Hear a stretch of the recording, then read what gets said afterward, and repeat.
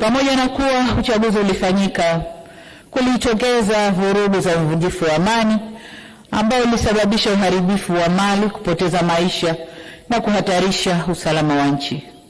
Tunapoenda mbele, ni wasihi sana wa Tanzania tuongozwe na dhamira ya maelewano, ushirikishwaji, kujirekebisha na umoja. Kwa wanangu vijana wa taifa hili la Tanzania, niseme kuwa nchi hii imejengwa kwenye misingi ya amani na utulivu wa kisiasa. Sisi wazazi wenu tungeshawishika kufanya mlioyafanya wakati huu, nchi hii isingekuwa na neema na maendeleo mnayoyaona leo.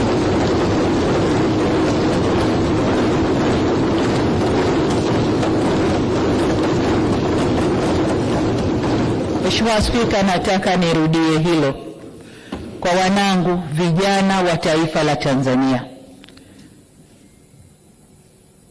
Sisi wazazi wenu, kama tungeyafanya mlioyafanya nyinyi, nchi hii isingekuwa na neema na maendeleo mnayoyaona leo.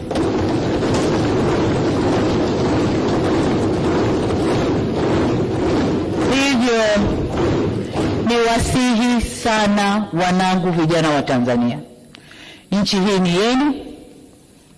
Kwa shida zozote zile zinazowakabili, msikubali hata siku moja kushawishiwa kuichoma nchi yenu wenyewe.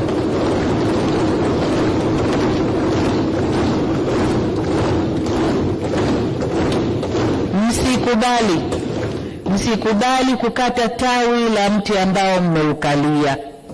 Msikubali kabisa. Hili nawaomba mlikatae kwa nguvu zenu zote. Ninyi ndio walinzi na wajenzi wa taifa hili, na wasihi kamwe msije kuwa wabomoaji wa taifa lenu. Mheshimiwa Spika, kuna wakati vijana hufuata mkumbo wa uhalifu kwa ushabiki. Ninatambua kwamba vijana wengi waliokamatwa na kushtakiwa kwa makosa ya uhaini hawakujua wanachokifanya. Nikiwa mama na mlezi wa taifa hili, ninavielekeza vyombo vya sheria na hasa ofisi ya mkurugenzi wa mashtaka kuangalia kiwango cha makosa yaliyofanywa na vijana wetu. Kwa wale ambao wanaonekana walifuata mkumbo na hawakudhamiria kufanya uhalifu, wawafutie makosa yao.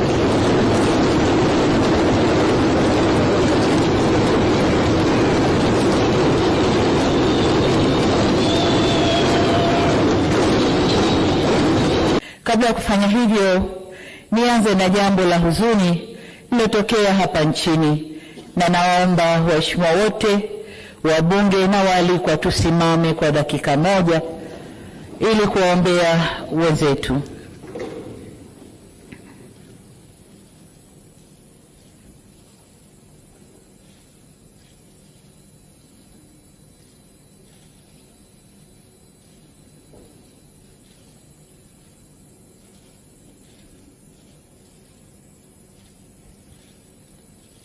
Waheshimiwa, tukae.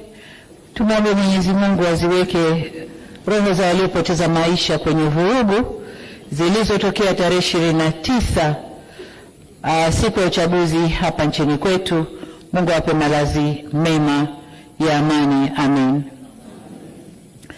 Mimi binafsi, waheshimiwa wabunge, nimehuzunishwa sana na tukio lile. Natoa pole kwa familia zote zilizopoteza wapendwa wao, na tunaomba Mwenyezi Mungu kama tulivyoomba awapumzishe kwa amani. Aidha, kwa majeruhi tunawaombea wapone kwa haraka, na kwa wale waliopoteza mali zao tunawaomba wawe na stahamala na uvumilivu.